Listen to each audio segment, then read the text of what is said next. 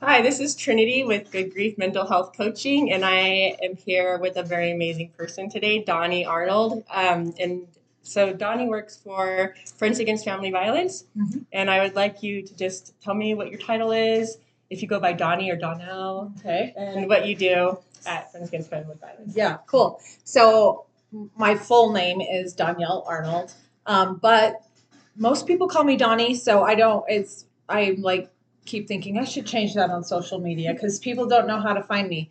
But Donnie, you can always call me Donnie. I'm totally fine with that. And I work for Friends Against Family Violence. I am their prevention and education specialist. So I coordinate all of the education that people want around town. I do a healthy relationship class where we cover the elements of a healthy relationship all the way to like the end of relationships of possible, like we talk about communication, we talk about conflict resolution. We'll talk about a communication tool to where they can talk about or how to talk in a healthy way with their partner or with people in their life. Um, we also will talk about infidelity, trust, distrust, forgiveness. We talk about co-parenting, step families, and stuff like that, and how those families are actually formed different. So a lot of people don't realize that and it's actually the more common form of family now. So a lot of people don't realize that, and they get into these relationships thinking, oh, it's just going to be normal. Like we're just going to jump in as a family and start doing things in a normal way. And they're formed differently. So we talk about that as well. But that's the class that I teach. And if people want that, then they'll come to me and say, hey, we'd like to have this class taught here, or could you come do like a little 2-hour thing and teach our agency more about this stuff? And I will do that. But right now I actually have a class in Roosevelt, and I have one in Vernal, and I teach at the Thompson House Hope in Red Pine, and we have one going in Duchesne every once in a while. Just depends. Their schedule's a little bit different, and Tabiona. So we're all over the place, but that's my title and sort of stuff that it entails. Okay. I actually sat in on one of your classes, just a little preview of one at the domestic violence conference. I think it was last year, and I thought it was super amazing. And if you work in a mental health field, you understand how important healthy relationships are in every aspect of your life, and it really determines whether or not you feel successful in a community if you have healthy relationships. Absolutely. Well, that's one of the foundations of our of the class. There's four safeties that people need in a relationship to have it feel safe, and we have that our physical safety, feeling the freedom from fear of harm or even intimidation and threats. Like a lot of people don't realize that feeling intimidated and threatened in a relationship means that you're not in a physically safe relationship. So we talk about that. And then also emotional safety. And that's being able to talk about like what's on your mind, what's in your heart. Can you talk about those things without feeling like somebody's judging you? Or can you talk about those things with the person that you're with, and feel like they're not going to demean that or make fun of you? That's emotional safety. And then we have commitment safety. Sorry, commitment safety. And that's like feeling like, are they going to be here for me in the future? And are we going to work to build this? Not just in a week, but are you going to be here in a month? Are you going to be here in a year? And if you can't answer yes to being there, then you're probably not going to work on the relationship to try and build it and make it better. So we talk a lot about like that's another safety. And then the community safety is just like being able to have the support from the people around us, right? You would be a community safety as far as being able to serve people, and they know that they can count on you to be there. My class would be another community safety. Your hospitals, your schools, all the people around town. It could also be your family, and it could be your friends, and those people who actually support you in a healthy way, and not and maybe not enabling or codependent situations. It's going to be like those relationships that are really healthy and safe for you. And they're going to include all of those 4 safeties. And that's the foundation of healthy relationships. So, okay. Well, so how could I sign up for your class? so you could, I'm actually on Facebook and Instagram. You can find me on Facebook under Doniell, Doniell Arnold. Within my reach is on Facebook. You can get on there. I'll post updates when we have classes that will provide a link that you could actually register.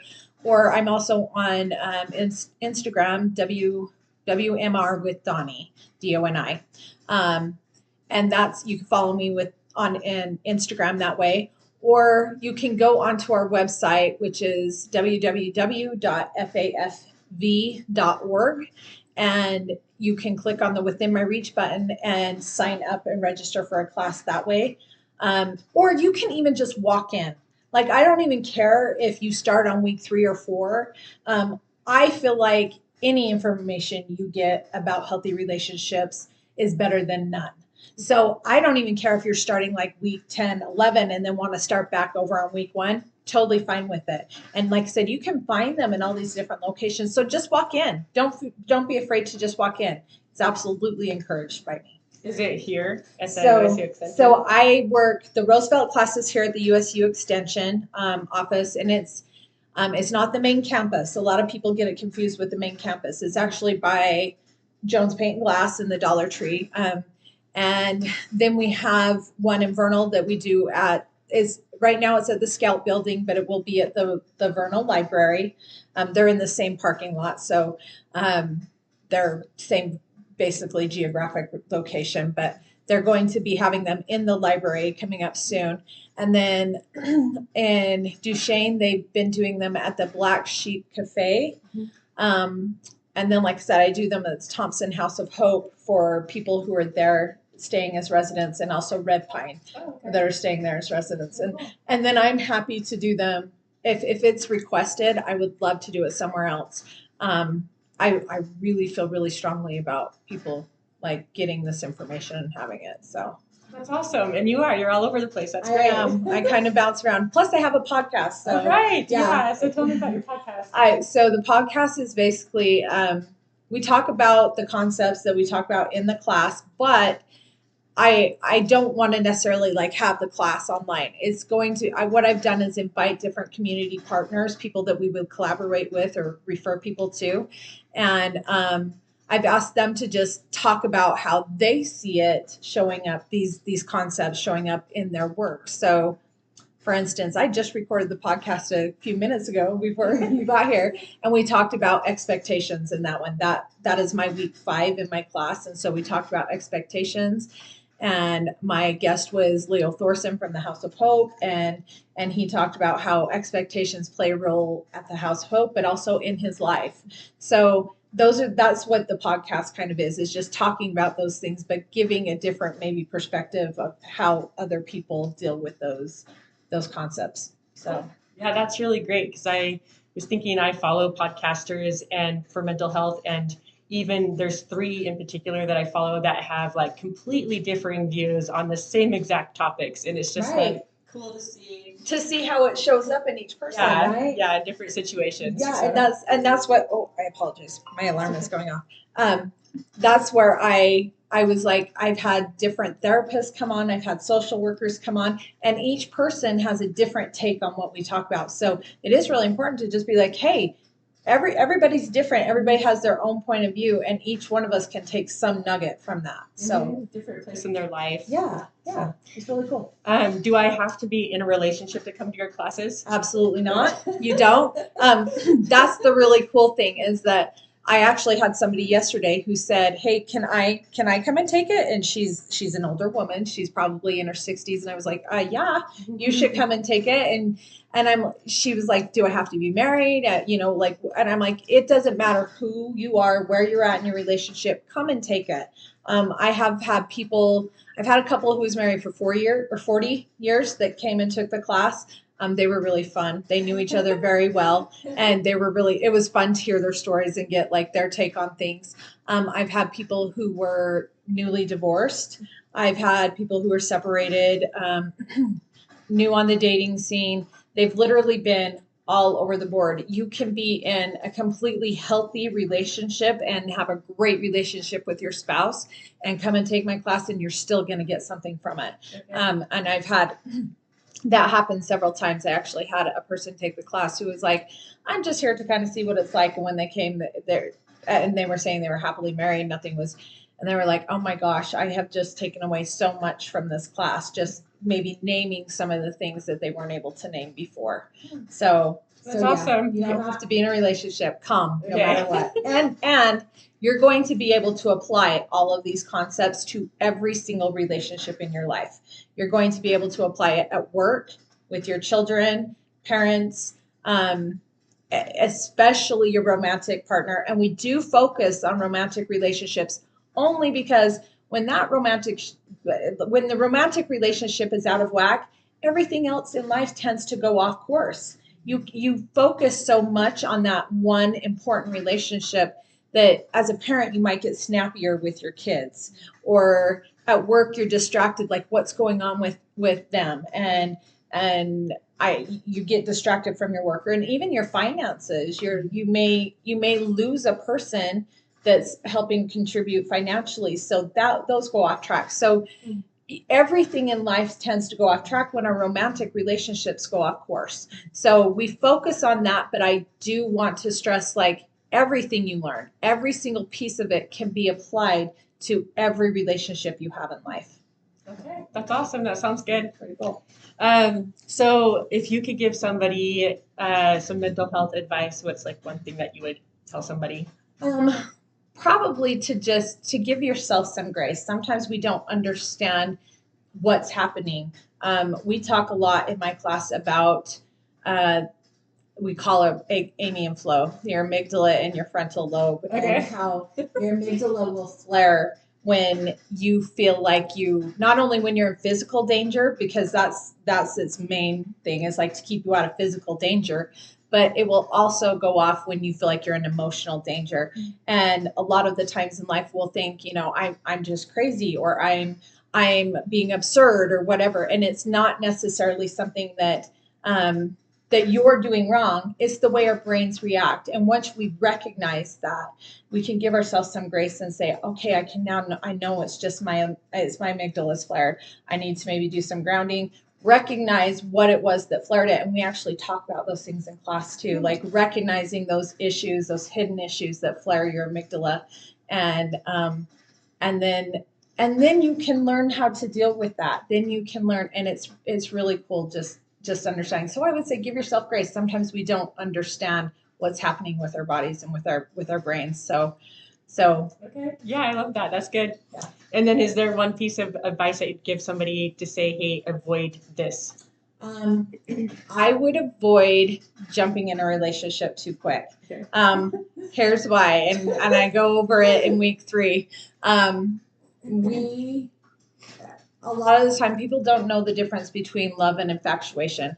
And it can take your brain 3 to 6 months and sometimes a year to finally get out of that state. And infatuation is literally a drug-induced state that your brain goes into. And so a lot of the times we fall in love with the hunch of who this person is, and we look past the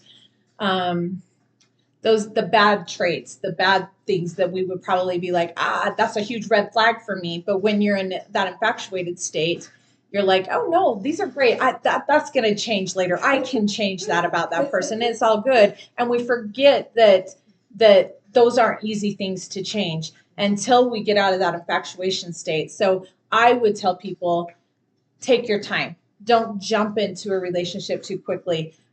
Give it at least 3 to 6 months before you make any big decisions. And then even longer than that, the better. Time is on your side. That's the biggest thing. Time is your friend. Okay.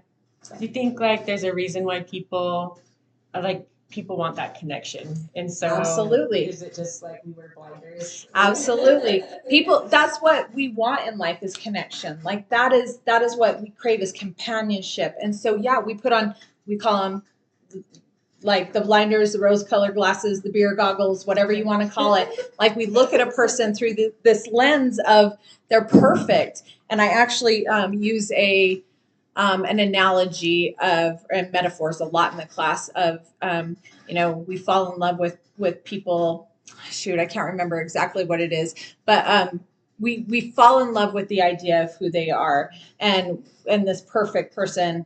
And then that's infatuation, right? They're perfect. Everything's perfect about them. But love is when we find out they're not perfect and we love them anyway. Okay. And but yeah, that's the problem, is that we put on these glasses, these blinders, and then we look past all those red flags because we want to be with somebody so much that's what people do. Okay. So it's been really lovely talking to you today. Thanks. I was wondering if there's anything else you'd like to add. The last thing I would just add is come to the class. Like I said, I even covered this before. It doesn't matter what state you're in your relationship. It doesn't matter where you were at. If you feel like you're in a good relationship or not, someone that's probably needs this information. And I have seen, I've probably taught over 400 people right now. Okay. And I would say I've never had one person say, I hate this class. I didn't get one thing from it. I've had some, at least I would say probably 99% of people have come to me and said, I have learned something that was life-changing for me. So I would say, I don't care where you are in the relationship, please come. Please learn these things. Even if you think you know and you've been in a good relationship, and you probably are, this is stuff that you can turn around and teach and tell people. It's breaking the generational trauma chain. We're just trying to break those habits so that we can pass on to our children and they can pass on to their children. And now we can name it. And it's really cool. Okay. So yeah, that's awesome. I love that. So I will leave your address and information in the notes below, if we're watching.